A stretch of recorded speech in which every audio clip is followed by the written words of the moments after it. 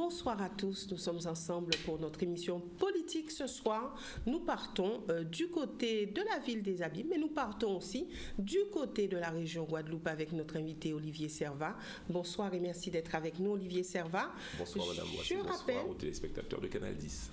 Merci Olivier Servat. Je rappelle que vous êtes vice-président du conseil régional, mais vous êtes aussi candidat aux élections législatives dans la première circonscription et bien sûr vous êtes, on va dire, un fervent défenseur de la cause des Abîmes puisque vous êtes en politique déjà depuis un petit moment. Oui, en effet, 7 ans. Le temps passe vite. Olivier Servat, nous ne reviendrons pas forcément sur les élections présidentielles. On sait que vous, de toute façon, vous souteniez Emmanuel Macron, qui a remporté ces élections. Alors, juste avant d'entrer en plein cœur de l'actualité sur le plan local, Emmanuel Macron dit maintenant, je change de parti pour les prochaines élections législatives. Ça sera plus En Marche, ça sera La République En Marche. Et Emmanuel Macron dit aussi, mais pour ces élections législatives, je pose des critères, 5 critères définis pour que vous puissiez être de toute façon dans l'équipe, dans le groupe de M. Macron. Alors, est-ce que ces 5 critères vous correspondent ? Oui, bien sûr, puisque très tôt, effectivement, j'ai fait confiance à Emmanuel Macron depuis que j'étais président de l'Ordre des experts comptables et que lui, il était ministre de l'économie.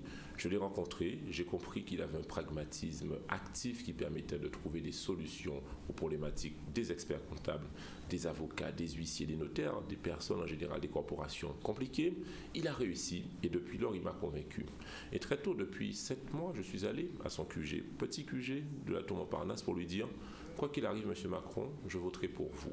Parce qu'il avait en lui la France, il avait en lui la synthèse des différents courants, il a en lui aussi la compréhension d'un monde nouveau qui a besoin de s'ouvrir sur le monde, et l'Europe doit être protectrice et la France doit être forte dans l'Europe.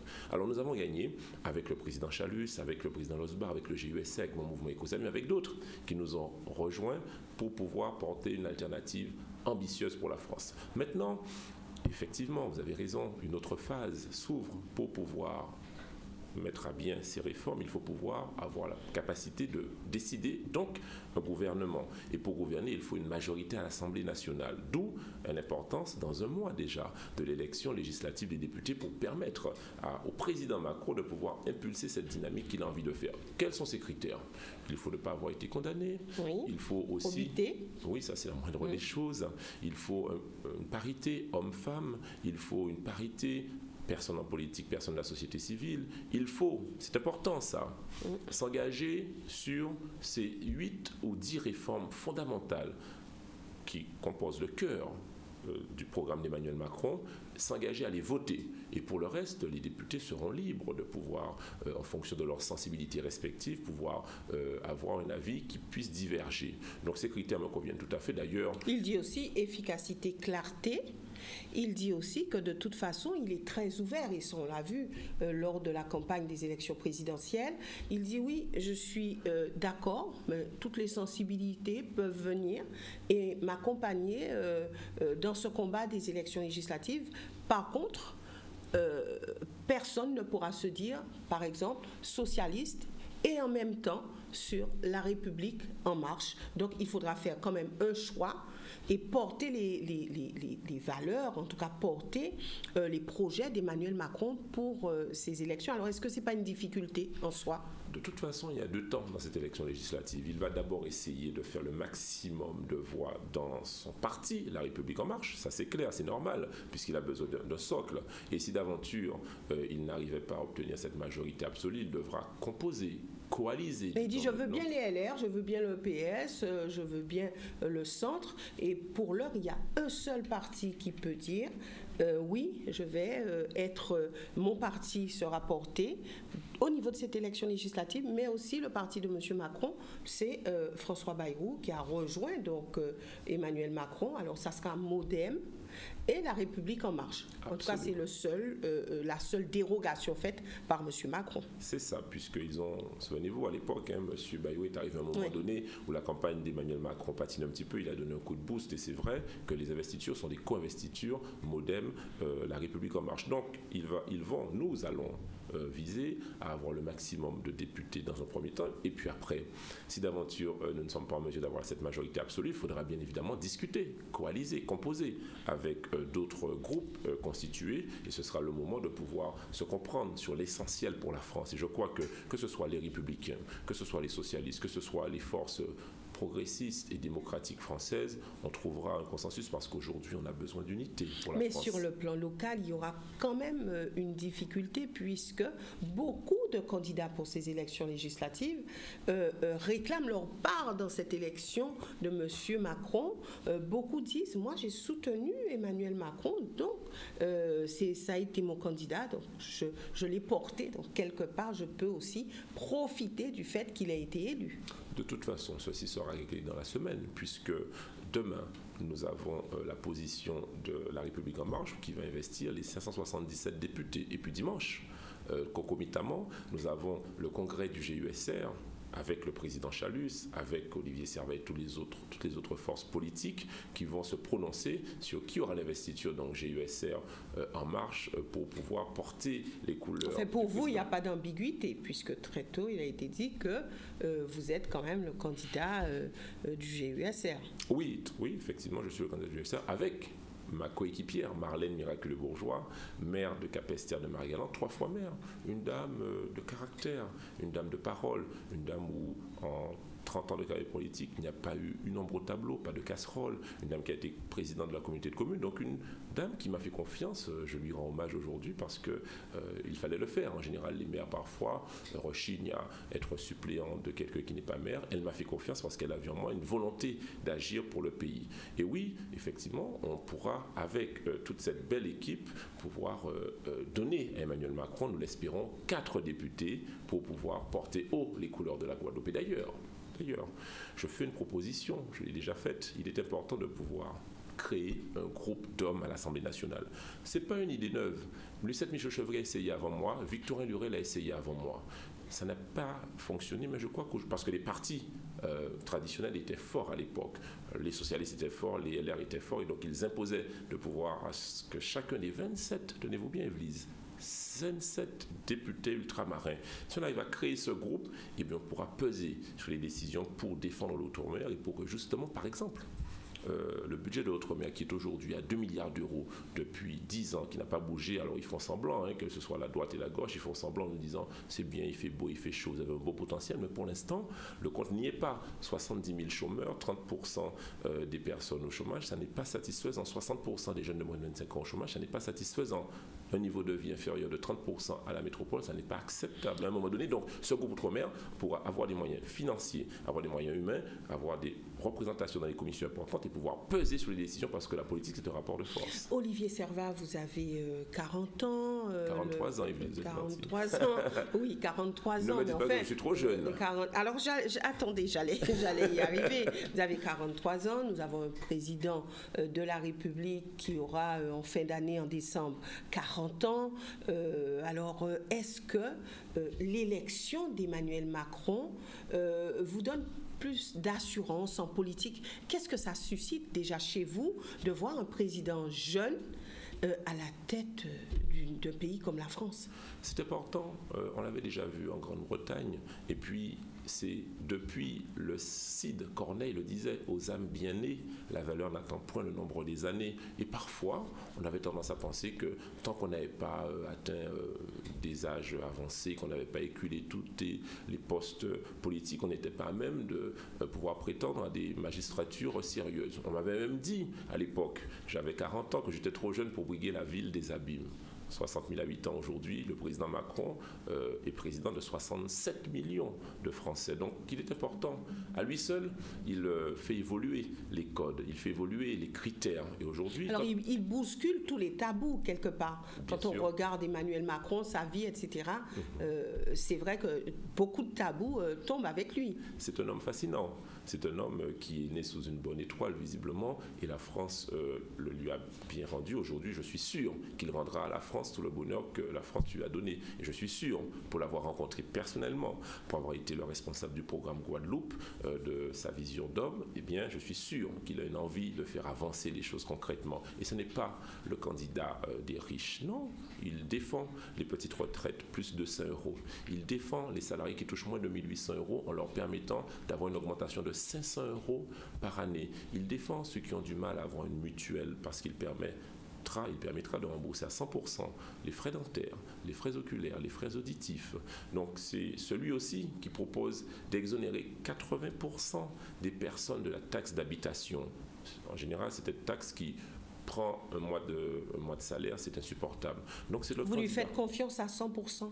Alors, bien évidemment, comme je le disais, on lui fait confiance sous contrôle, notamment pour les DOM. Il s'agira de vérifier qu'ils tiennent compte de nous et non pas qu'ils fassent semblant avec nous. C'est pour ça qu'on veut créer ce groupe DOM. On sera fidèle à la volonté politique de faire bouger la France, mais il faudra faire bouger aussi les DOM. Oui. Alors maintenant, vous êtes candidat donc, au niveau de ces élections législatives. Là aussi, on se dit que ça sera une élection quelque part inédite, des sortants qui ne se représentent plus, beaucoup de jeunes, beaucoup d'ailleurs de candidats dans toutes les circonscriptions. Alors certains disent que c'est preuve d'une bonne démocratie, certains autres disent que ça fait trop, d'autres disent que c'est parce qu'il y a trop de déception, donc tout le monde croit qu'on peut porter sa pierre à l'édifice. Alors dans votre circonscription, la première, il y a déjà, c'est vrai, beaucoup de candidats. Comment arrivez-vous à gérer notamment le terrain au niveau de la circonscription? Eh bien, c'est un gros travail, parce que déjà, les abîmes, c'est grand. Eh bien, il faut effectivement faire découvrir Morne-à-l'Eau, pour les problématiques aussi pointoises, et aussi Marie-Galantaise, Saint-Louis, Capesterre, Grandbourg. Ça demande une énergie certaine, Yvelise. Est-ce que ça se bouscule au niveau de la circonscription? Alors, avec le nombre de candidats? En termes de candidats, peut-être, mais en termes d'organisation sur le terrain et de réunion, je ne vois pas tellement de bousculade. Par contre, nous sommes sur le terrain depuis des mois. Aujourd'hui, nous faisons 1 à 2 réunions par soir.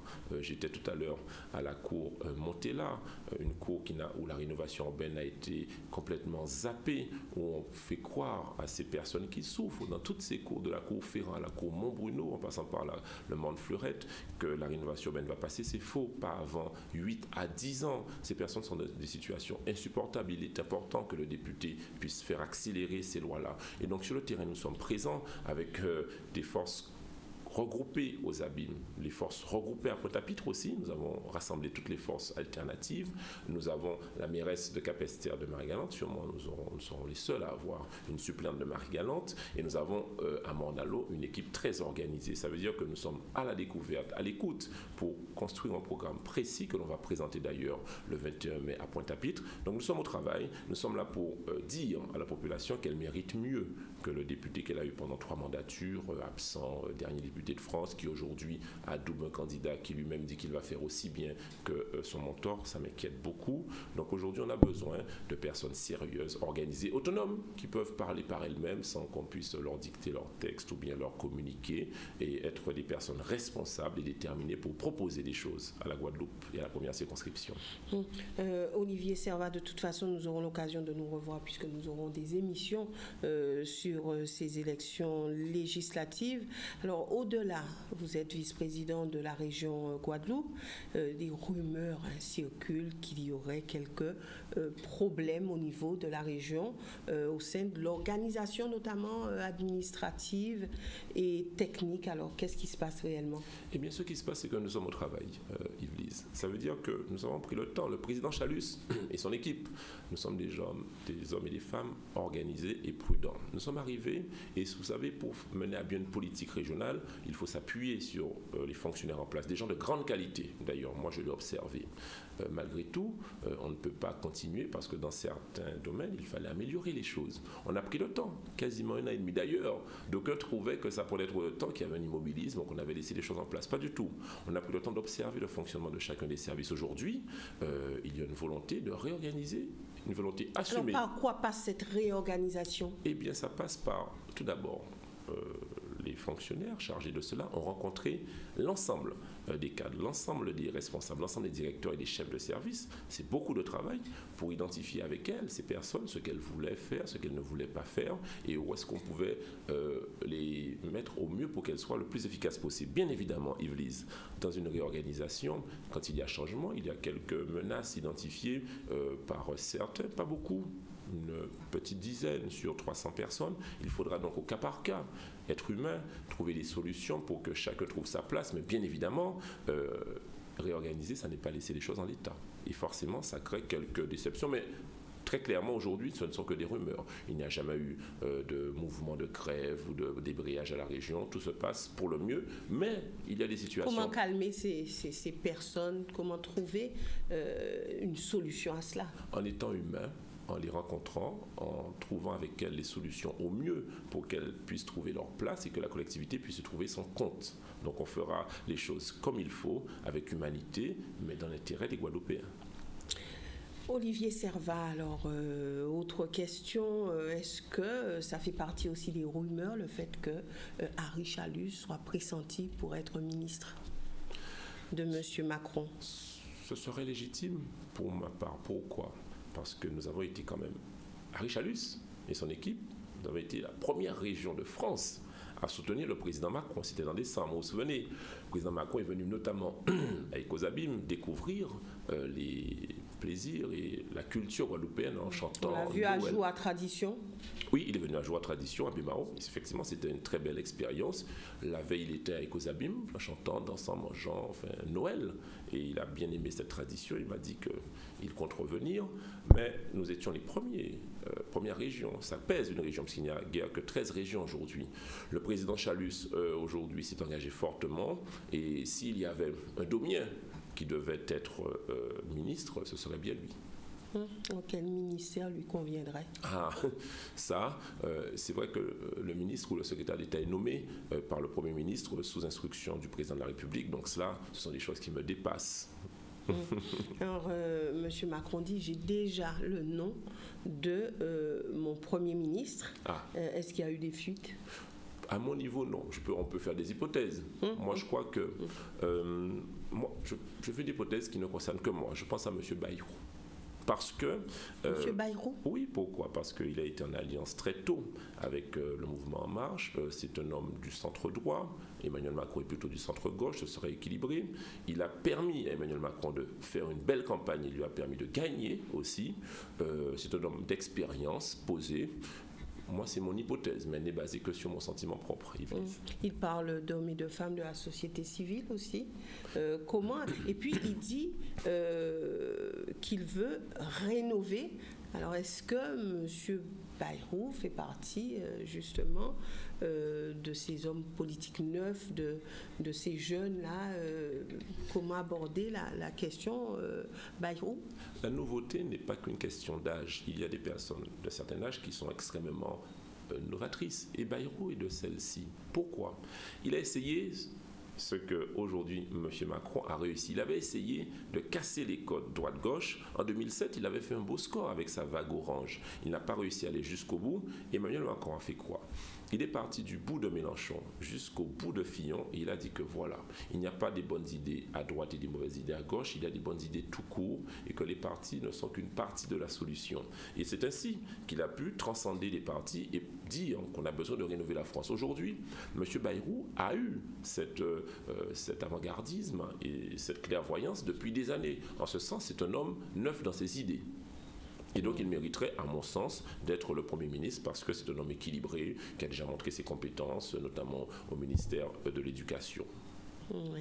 Donc, Monsieur Macron, vous êtes en train de dire ce soir aux Guadeloupéens que ce président Emmanuel Macron fera tout pour la Guadeloupe va changer de visage, la Guadeloupe va trouver solution à ces problèmes récurrents. Quand on l'a rencontré, quand on a discuté, quand j'ai discuté avec lui, il m'a expliqué quelque chose de très clair. Il m'a dit, vous savez, c'est une coproduction, Olivier.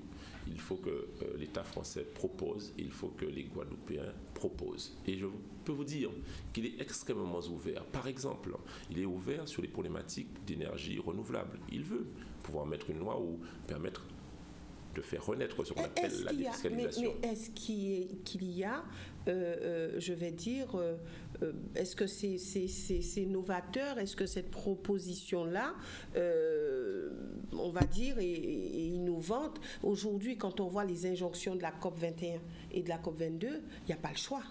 En effet, il n'y a pas le choix, mais il y a parfois un rythme plus ou moins rapide. Regardez Marie-Galante, comment effectivement nous sommes en train de résoudre avec la communauté de communes, avec la présidente Edzol, courageuse, avec aussi les autres maires, notamment Marlène Miraculeux-Bourgeois et aussi Jacques Cornano, avec le président de région et de département, avec l'État, qui a pu pouvoir trouver des solutions, et les usiniers et les planteurs.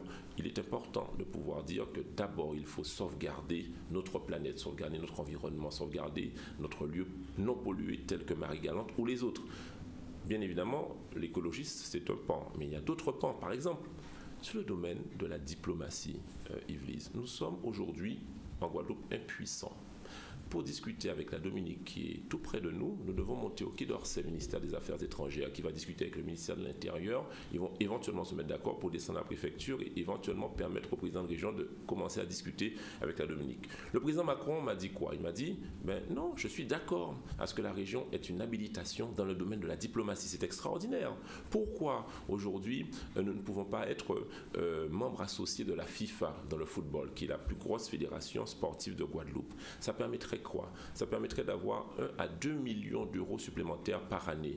Eh bien, aujourd'hui, ça bloque parce que nous ne sommes pas matures, nous ne sommes pas majeurs diplomatiquement. Si le président Macron dit ce qu'il fait, et il le fera, parce que nous sommes avec lui, nous sommes vigilants, et lui, il a la bonne volonté, nous pourrons, dans la Caraïbe, mieux nous implanter. Nous pourrons... Et justement, est-ce qu'il sera facile pour nous de discuter avec la Caraïbe anglophone, par exemple, quand on voit le système politique de ces pays-là, la Barbade, par exemple, qui peut être pris en exemple, et des autres pays de la Caraïbe anglophone, on se dit qu'il y aura quand même beaucoup d'écueils à surmonter. C'est une excellente question. Et il y a encore 1 an, je vous aurais dit, oui, c'est vrai, vous avez raison, c'est compliqué. Mais depuis, que s'est-il passé? Il y a eu le Brexit, c'est-à-dire que la Grande-Bretagne est sortie de l'Union européenne. Or, la porte d'entrée de tous ces pays de la Caraïbe anglophone était la Grande-Bretagne, parce qu'ils ont droit.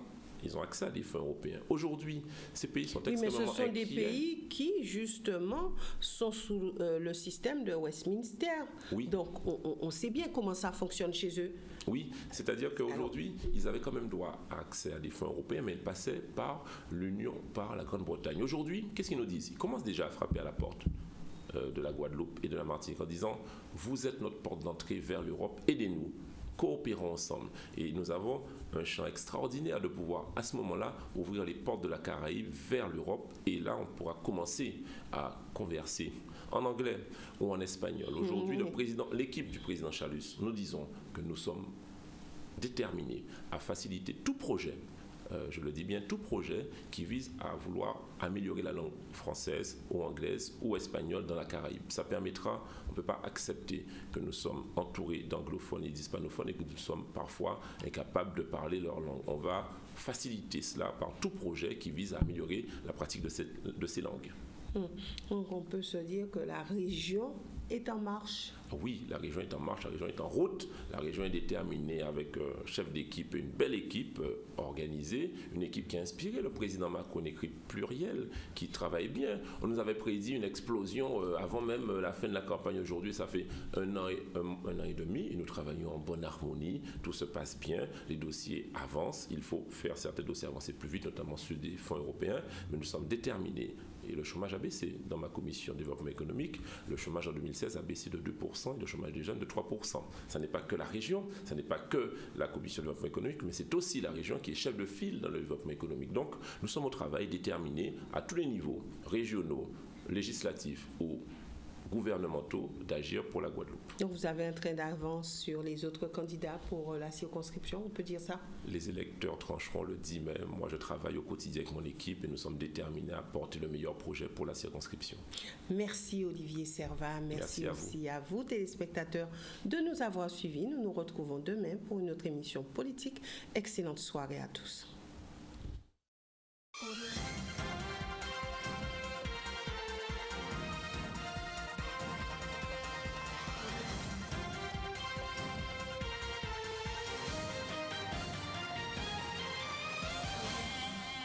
Avec un réseau de plus de 18 destinations, Air Antilles vous emmène dans toute la Caraïbe et en Guyane. Réservez vite sur airantille.com ou en agence agréée.